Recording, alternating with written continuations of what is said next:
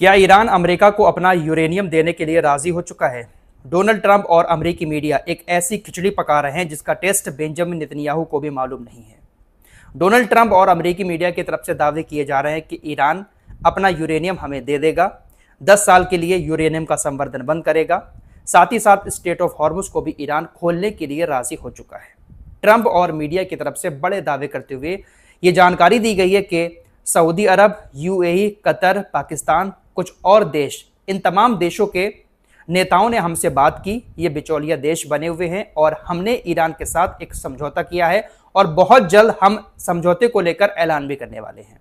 Iran और America के बीच समझौता बिल्कुल करीब पहुंच चुका है। ईरान ने सिग्नेचर भी कर दिए हैं और बहुत जल्द परमानेंट वाले सीजफायर का ऐलान डोनाल्ड ट्रंप की तरफ से किया जा सकता है। अमेरिका की तरफ से जो दावे किए जा रहे हैं उसके मुताबिक अमेरिका ईरान के सभी फंड को रिलीज करेगा, जो भी प्रतिबंध लगाए हैं वो प्रतिबंध हटाएगा, ईरान स्ट्रेट ऑफ हॉर्मुज पूरी तरह से खोलेगा, साथ ही साथ जो यूरेनियम ईरान के पास है वो सारा यूरेनियम अमेरिका को देगा।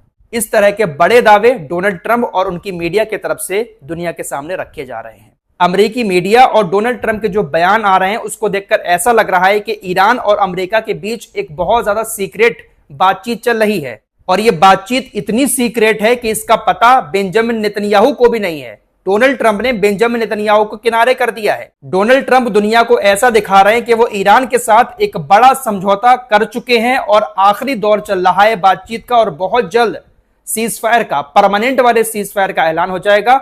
और इस मीटिंग में उन्होंने, इस बातचीत में डोनाल्ड ट्रंप ने बेंजामिन नेतन्याहू को शामिल नहीं किया है। अमेरिकी अखबार न्यूयॉर्क टाइम्स ने एक ताजा रिपोर्ट दी है जिसमें यह बताया गया है कि 2 इजरायली रक्षा अधिकारियों ने हमें बताया और एक सनसनीखेज दावा किया कि अमेरिका और ईरान के बीच जो शांति कायम करने को लेकर बातचीत चल रही है उस बातचीत से इजराइल बहुत दूर है। डोनाल्ड ट्रंप ने नेतन्याहू को इस बातचीत में शामिल नहीं किया है, जिसकी वजह से इजराइल के खेमे में काफी बेचैनी देखी जा रही है।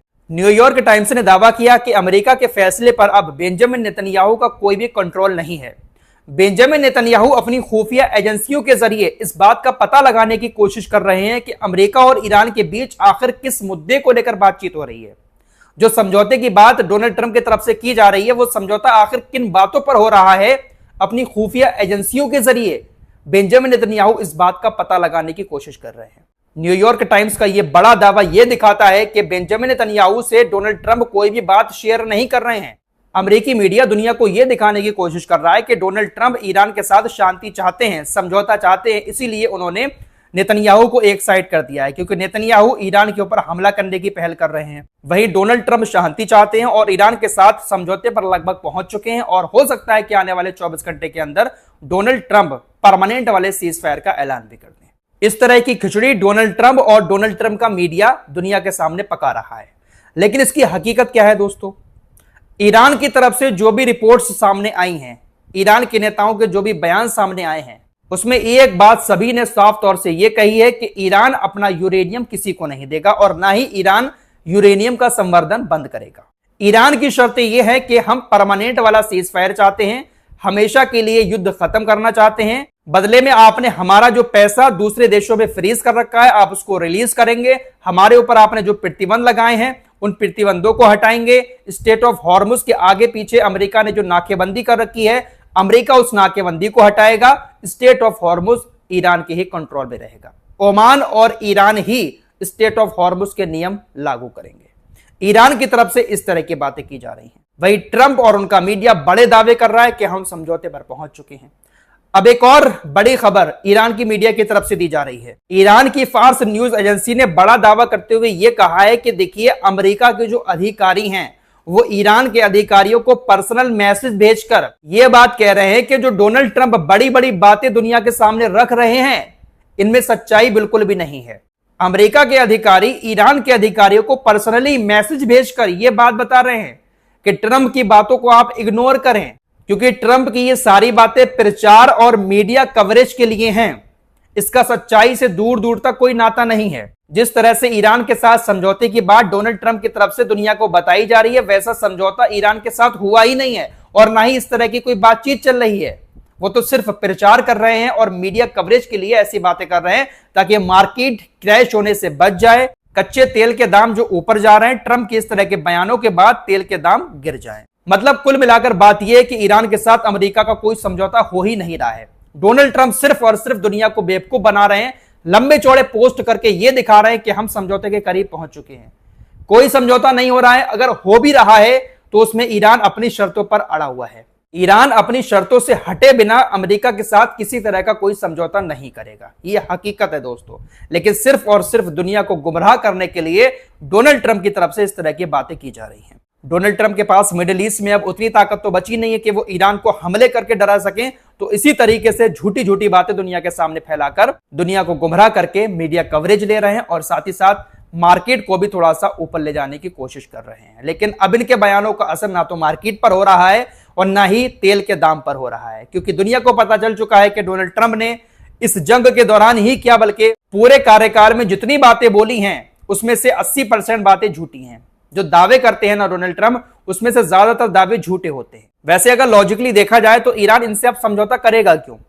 ईरान के ऊपर खतरनाक बमबारी करके इन्होंने ईरान को दबाने की कोशिश की, ईरान तब नहीं झुका। अब तो सब कुछ ईरान के कंट्रोल में है। अब ईरान को यह बात अच्छे से मालूम है कि अमेरिका और इजराइल कितने भी हमले कर लें ईरान को दबा नहीं पाएंगे, तब ईरान इनसे समझौता क्यों करेगा? ईरान ने उन तमाम दावों को खारिज कर दिया है जिसमें यह कहा गया है कि ईरान अपना यूरेनियम अमेरिका को सौंपने जा रहा है और 10 साल तक यूरेनियम का संवर्धन बंद कर देगा। ईरान ने कहा यह सरासर गलत खबरें, हम इसको खारिज करते हैं। क्यों ही करेगा भाई ईरान समझौता? ईरान की मुख्य शर्त यही है कि परमानेंट वाला सीज फायर हो, हर मोर्चे पर लड़ाई बंद हो, अमेरिकी सेना यहां से वापस जाए, नाकेबंदी हटाए, पूरी तरह से जंग बंद कर दे। उसके बाद आगे देखा जाएगा कि परमाणु मामले पर बातचीत होगी या नहीं होगी, स्टेट ऑफ हॉर्मुज़ खुलेगा या नहीं खुलेगा। अगर आपको जंग बंद करना है तो ये शर्तें हैं, परमानेंट वाला सीज फायर करो और आप यहां से चले जाओ। ईरान ने इस सीज फायर के दौरान अपने आप को काफी मजबूत कर लिया है। अमेरिकी मीडिया इस बात का दावा कर रहा है कि ईरान ने तमाम मिसाइल अड्डों को सही कर लिया है, साथ ही साथ हथियार भी बहुत ज्यादा जमा कर लिए हैं। एक रिपोर्ट और सामने आई है, सीज फायर के दौरान सिल्क रोड रेलवे के रास्ते चीन से हजारों FPV ड्रोन ईरान ने मंगाए हैं। ईरान ने ये FPV ड्रोन इसलिए मंगाए हैं कि अगर अमेरिका की सेना ईरान के अंदर घुसपैठ करती है तो इन FPV ड्रोन के जरिए अमेरिका की सेना को निशाना बनाया जा सके। ये वो ड्रोन है जिसका इस्तेमाल हिजबुल्लाह इजराइल के सैनिकों के ऊपर हमला करने में करता है। जो जमीनी ऑपरेशन चला रहे होते हैं सैनिक, उनके ऊपर ये ड्रोन बहुत अच्छा हमला करता है। हिजबुल्लाह ने भी इस ड्रोन से बहुत सारे हमले इजराइल के सैनिकों के ऊपर किए हैं। उत्तरी इजराइल से खबर भी आ रही है कि हिजबुल्लाह ने FPV ड्रोन के जरिए उत्तरी इजराइल के शिलोमी में मौजूद एक संवेदनशील इजरायली सैन्य अड्डे पर हमला किया। हिजबुल्लाह ने जब अपने FPV ड्रोन से इजराइल के ऊपर हमला किया तो हमले से पहले ना तो कोई अलर्ट जारी किया गया और ना ही अलर्ट के सायरन बजे। हिजबुल्लाह ने कहा कि हमारा हमला कामयाब रहा। फिलहाल खबर आ रही है कि ईरान ने इराक के कुर्दिस्तान क्षेत्र में मौजूद ईरानी कुर्द विपक्षी समूह कुर्दिस्तान फ्रीडम पार्टी के हेडक्वार्टर पर हमला किया। टारगेटेड मिसाइल हमला था जिसके बाद हेडक्वार्टर में आग लग गई। ये कुर्दिश लोग जो हैं वो कहीं ना कहीं ईरान के खिलाफ ऑपरेशन चलाने की फिराक में रहते हैं। ईरान ने उन्हीं के हेडक्वार्टर पर मिसाइल हमला करके आग लगा दी। फिलहाल कुल मिलाकर बात यह है कि डोनाल्ड ट्रंप बहुत बुरी तरह से फंसे हुए हैं, इसीलिए इस तरह की मनगढ़ंत बातें दुनिया के सामने रख रहे हैं कि ईरान हमें अपना यूरेनियम देने के लिए राजी हो गया। इस तरह की बातें करेंगे तो दुनिया को यह लगेगा कि ट्रंप ने इस जंग में जीत हासिल कर ली। हकीकत यह है कि ट्रंप को कुछ नहीं मिला है, ना ही अपनी सेना के जरिए ईरान को दबा पाए हैं और ना ही ईरान का यूरेनियम हासिल कर पाए हैं, इसीलिए पूरी तरह से बौखलाए हुए हैं। बेंजामिन नेतन्याहू से भी इसीलिए दूरी बना रहे हैं क्योंकि इनके साथ मिलकर ही इन्होंने हमले किए थे, फिर भी कुछ नहीं कर पाए ईरान का। अंदर अंदर ये दोनों लोग बहुत ज्यादा परेशान तो हैं कि आखिर हमने सब कुछ कर लिया लेकिन ईरान को दबा नहीं पाए। दुनिया के सामने बेइज्जती तो हो रही है इनकी कि सुपर पावर अपने आप को ये दोनों देश कहते हैं, लेकिन फिर भी ईरान को झुका नहीं पाए। अभी भी ईरान अपनी शर्तों पर ही आगे चल रहा है। इस रिपोर्ट में इतना ही, कुछ और खबरों के साथ फिर हाजिर होंगे। अपना ख्याल रखिएगा। अल्लाह हाफिज।